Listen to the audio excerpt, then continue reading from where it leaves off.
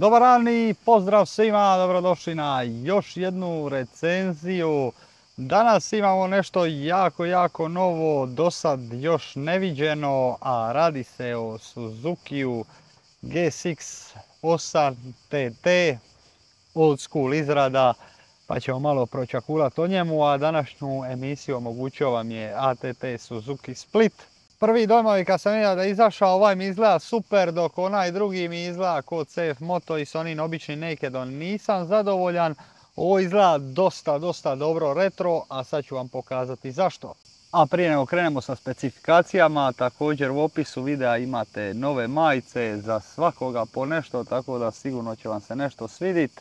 A mi samo baciti na Suzukija, dakle Parallel Twin, kao što smo vidjeli onoga GSX 8R-a, GSX 8S-a. Ovaj do duše dolazi za 2000 skuplji, šta i nije baš privlačno, budimo iskreni. Ali za retro ljubitelje mislim da će ovo biti jako zgodno i jako lipo izgleda, stvarno je moćan. Treba vidjeti kako će se ponašati, ima 82 konjske snage, 78 Nm okretnog momenta, što je čak iznenađujuće za ovu kubikažu i jačinu motora. Visina sjedišta je 81 cm, što možete vidjeti po mojim nogama, već ste navikli, ja sa 190 jako dobro izgleda na njemu i priznajte da mi dobro stoji, osim ovoga ovdje fastbacka, ovo bi ja motornom pilom ispila.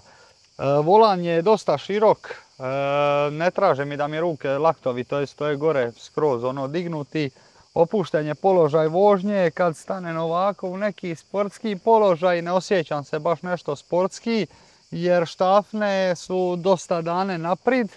Šta se tiče ovjesa, ovjes nije štelajuć, izgleda jako retro, slova na rezervaru 203 kg, nije težak.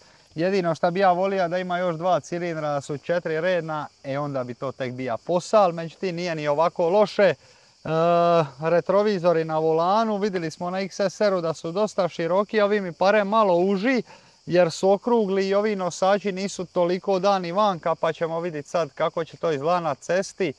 A kokpit, sad ćemo doći do toga, naprijed 120, straga 180, download Sport Max gume, kočnice Nissinove, treba vidjeti kako će kočiti, iako vidim da i Nissinov i prednji kočioni cilindar, tako da možda to bude dobra kombinacija, jer Nissin i Tokiko nikako ne idu zajedno. A sad ću vam pokazati ovaj kokpit, pogledajte ovo. Pogledajte kako su ga zatvorili sa strane i stavili ga dole duboko. Znači ono pravi onaj retro džir, to mi se jako svidjelo, znači stvarno izgleda moćno. Općenito cijeli motor jako dobro izgleda, ima quick shifter. Mislim za mene više ništa mi drugo i ne treba. Display dosta dobar, ali kako mi ovaj kokpit moćan i ovaj baš je ono, pogledajte kako ovo dobro izgleda. Pari ko onaj stara ona kava ide od 200, zato bi volio da su malo osvježili sa 4 cilindra. Ove crtice, jako ono izgleda to zanimljivo. Osmica, to nije bilo kakva osmica, to je biljarska osmica koja navodno igra jako bitnu ulogu u biljaru. Ja ne igram biljar pa ne znam, nego eto tako su rekli, tako da eto treba i to uzeti u obzir. Auspuh, katastrofa, užas. Nosač tablice, još veći užas, ali ništa što za 150 eura ne možemo promijeniti. Tako da ja bi sad prestao s pričom i ajmo se provozati sa ovom zvjerkom.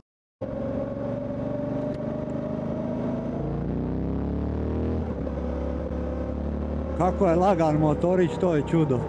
A super mi je šta, iako je dosta brz,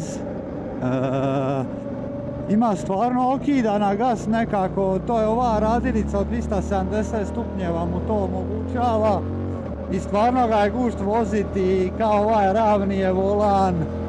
Znači meni je dosta moćan osjećaj vožnje, vjerujem da će se i vama svidjeti. Evo u 4., 5., A vidi Suzuki-a, pa jesu li se oni ovo pametili? Pretpostavljam sam da neće biti baš totalna katastrofa sa kočnicama, jer su Nissinove čeljusti obično budu smeće kad su naprito kiko, a gore pumpa Nissinov, onda je to jako loša kombinacija i meni se nimalo ne sviđa.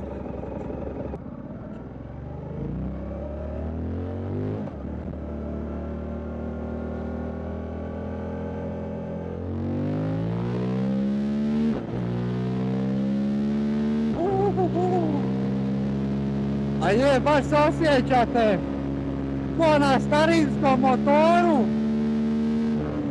ali ko ima odličan odaziv na gas i nema karburatore. Je, stvarno je zabavan. Malo se osjećaju već ovdje od srednjih okretaja pa nagore. Ove, kako se zovu,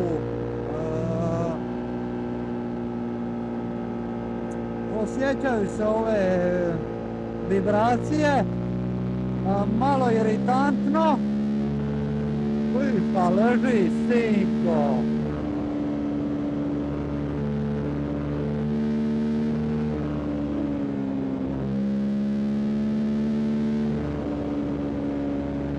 Suza na asfalt razdire. Moram priznat da je moćna mašinica. Ovdje već udara vjetar. Ova maska nije formula za zaštitu od vjetra, ali bar ovdje u predjelu prsa ne osjeća ništa, već ovdje u glavi se to osjeća.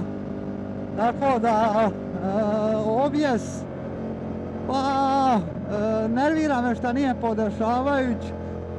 Ok, vjerovatno zato što ciljana skupina za ovaj motor neće puno raditi na objesu i tako dalje, pa samim time nije ni potrebno, ali isto malo bi više volio da je sportski objes, jer se motor definitivno sportski ponaša.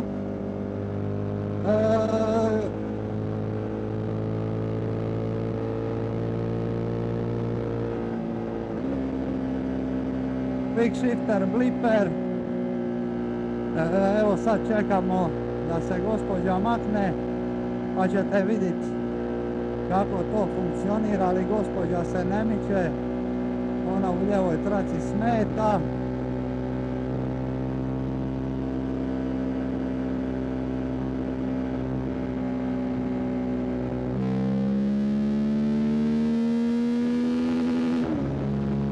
Dosta snage ima, iako je mjenjač malo tvrd, u smislu za ove zadnje novije Suzuki imaju dosta mekaniji mjenjač, ali ovdje se nećete prevariti.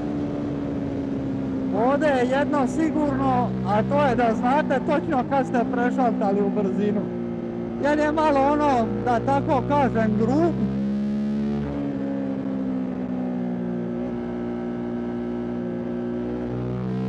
Kočnice za Suzukija su premija.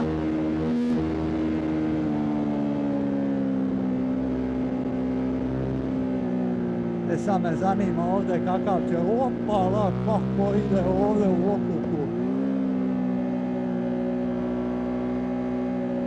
Bome, dosta ovo lipo on odrađuje, precizan, tu nema šta reći. Samo da nema ovoga, da ga mogu ovdje ispucat, bilo bi taman.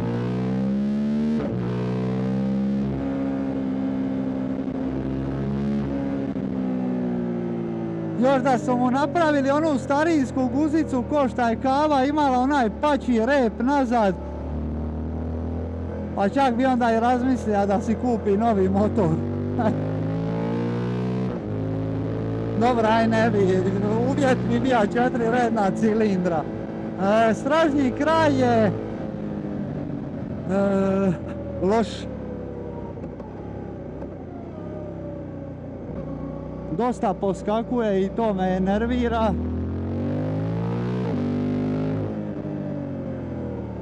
Samo ću ja vidjeti šta kaže. Ovdje.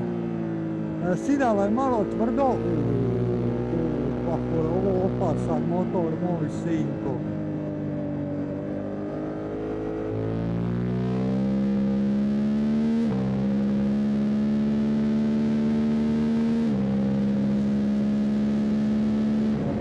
Ovo već sad kad dostignete veliku brzinu, onda se dosta osjeti nestabilnost volana, tako da ne bi mu škodio jedan amortizer volana. Šta se tiče razlike od Yamaha XSR, evo ovo je sve što sam tražio od XSR-a i MT-09. Evo ovaj kut volana da sam mogu okrenuti u mistu, a ona je stvarno pre malo.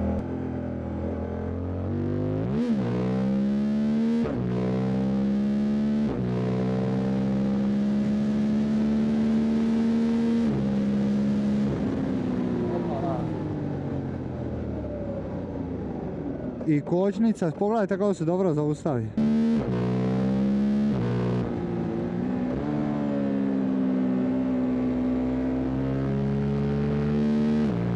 Šta bi ja s ovim motorom činio da se ja malo prilagodi na njega, to bi bio hit.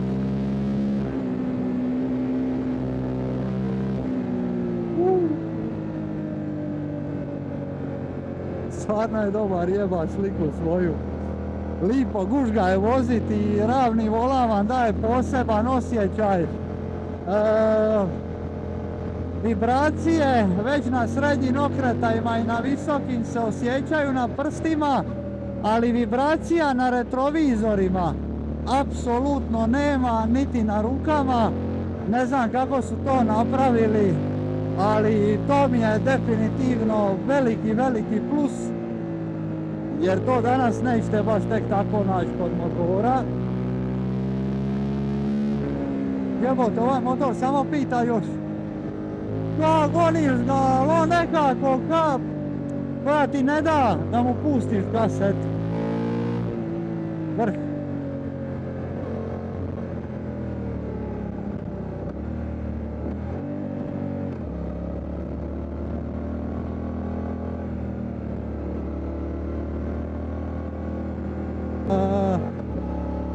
Bi treba biti mrvicu bolji, nisam baš razočaran sad, jel? Ali s obzirom na njegovu cijenu, ali da ćete imat nešto dobro, sigurno da hoćete. Završna obrada nije ali je dosta dobra, dosta se potrudili, prelakirali su ove naljepnice na rezervaru i tako dalje. Sad kakav će biti ako ga ostavimo na kiši 5 dana, to ne znam.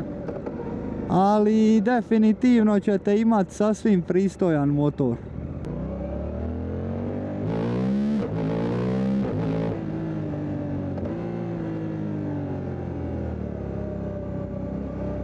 Stražnji amortizer je užasan, dosta skače po rupama, doduše je da je tu dosta kriv i naš asfalt, ali da bi trebalo biti bolje, stvarno bi. Prednji kraj doduše se ponaša dosta bolje, ali stražnji nešto treba stvarno napraviti ili podesiti ili ga napraviti malo mekšim, jer stvarno vas izbija preko rupa.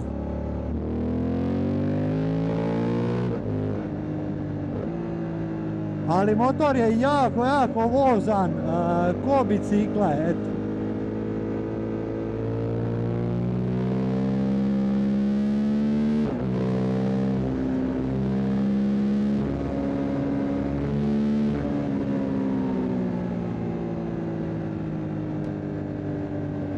Ja razmišljao sam čak, staviš auspuh, motor će dobiti masu ovoga, sa zvukom, kompletirat će ga, ali da su 4 cilindra, pa jebate di bi mu kraj bija. Jer ako je nešto retro, onda mora biti retro mašina. Tako da eto, sve u svemu, zaštita od vitra na glavi je slaba, ali je naked, ali evo dosta ovo vam spriječava udare u prsa, za razliku od čistoga nakeda, tako da eto, to mi je dobro. Ja bi sad lagano završio sa ovom recenzijom.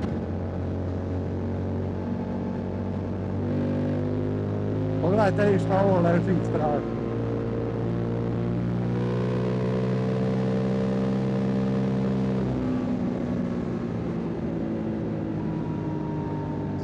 Evo smo došli do kraja i još jedne recenzije. Nadam se da vam se svidjela, jer meni bome je, znači sviđa mi se styling, osjećaj na tom motoru, ali mi taj osjećaj kvari ovaj grozan zvuk. Prvo što s 2 cilindra, prvo što je auspuh sam po sebi ružan i zvuk sa tvorničkim auspuhom je nikakav, jer nekako kad sidiš na ovakvom motoru očekuješ da će imat ono zvuk one stare gargaše i to je jako zanimljivo. Motor je precizan, dosta se lako prebacuje jer sa 203 kg je dosta lakši od konkurencije i od prijašnjih nekih starijih retro modela.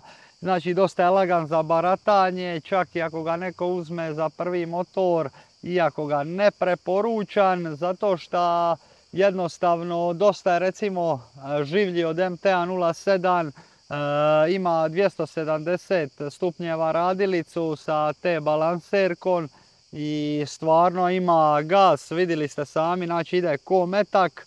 Ne sviđa mi se što je na malo većoj brzini, već se gubi lagano ta stabilnost, tako da mu ne bi škodio jedan amortizer volana. Što se tiče same udobnosti, opušten je dosta položaj vožnje. Zaštita od vjetra nije jaka, nije dobra, ali s obzirom da vozimo nakeda, ova maska i rezervar dosta dobro razbacuju ovo sa strane. Tako da jako zanimljivo, zanimljiva informacija je da je ovaj motor dizajnirao Francuz, a onaj base model 8S je dizajnirao Talijan, tako da definitivno mi je to zanimljivo. Kočnice neću prigovarati da su kao na Suzukiju inače loše. Ove su pristojne, definitivno bi ih ja poboljšao sa pletenim kočionim crijevima, ali za sada mislim da je ovo jako dobro. Također jedna od stvari koje su mi se jako svidjele, retrovizori, znači bez obzira kako je u ubrzanju, iako imamo malo vibracija na štafnama, retrovizori, znači možeš vidjeti na 6. katu 300 metara iza sebe čovjeka na balkonu kako pali cigaretu. Da, toliko je dobar, znači stvarno sam se iznenadio, retrovizori su vrhunski, naspram XSR-a malo uži pa se samim time lakše malo probiti kroz promet, tako da to mi je veliki plus. Kvaliteta izrade je standardna za današnje vrijeme, ništa predobro. Sviđa mi se na primjer što su prelakirane ove naljepnice na rezervaru, to mi je prekrasno, rezervar nije plastični nego je željezni. Ove ovdje nisu lakirane, to mi je malo žao, ali nema veze šta je tu je. Tvornički dobijete quick shifter i ovu ralicu dole škovaceru, kako god to ko zove. Tako da to mi je super, a sada osim te nestabilnosti i vibracije moram podijeliti još pokoju kritiku. Kajabin ovjes, iako je dobar, nepodesiv je, volija bi da može biti podesiv, iako su najavili za sljedeći model da će imati full podesiv šova ovjes, ali o tom potom dok ne vidimo ne vjerujemo. Tako da definitivno bi tija da je malo više sportski ovjes, nažalost nije, ali nema veze. Definitivno bi to naveo kao stvar koju meni smeta. Definitivno cijena nije najzabavnija. Cijena mi je dosta skupa, jer realno sad kad gledaš imaš 8S za 2000 eura manja, doslovno isti motor, samo što je ovaj retro, a s druge strane neko ko voli retro kupit će ovaj retro model. Jer ja bi prvi da recimo sad uzima nešto ovako, da bi 2000 više za retro model, jer mi je onaj obični bez veze. Mjenjač onako, naspram drugih Suzukija, malo je tvrđi, ali ništa strašno, definitivno bi to naveo kao nešto što mi se nije svidilo. Iako sad na svom starom Suzukiju navika na malo tvrđi mjenjač, to je malo grublji, ali neću reći da je loš, nego eto, nije za svakoga, ali opet nije ni kao kod Kawasakija. Šta se tiče njegovih rivala, rival su mu XSR 900 i Z900 RS, dakle onaj old school retro model koji su dosta jači od njega. Znači da mu fali snage s obzirom na konkurenciju, ali sve u svemu jako zanimljiv, dobar motor, izgled mi je fantastičan, pogođen. Ovo što mu gori pozicija u žmigavcima je jako zanimljivo. Ravni volan lipo, tako da ja bi ovoga Suzukija sve u svemu, zato što su se sjetili napraviti nešto retro, počastit ću ga sa jednom kvalitetnom četvorkom jer mislim da je to zaslužio za nekakav svoj segment. Mislim da je motor sasvim pristojan, a ti po završetku videa brzo u opis videa u ST Moto Web Shop po majice. Hvala vam na pozornosti i vidimo sljedeći put. Pozdrav!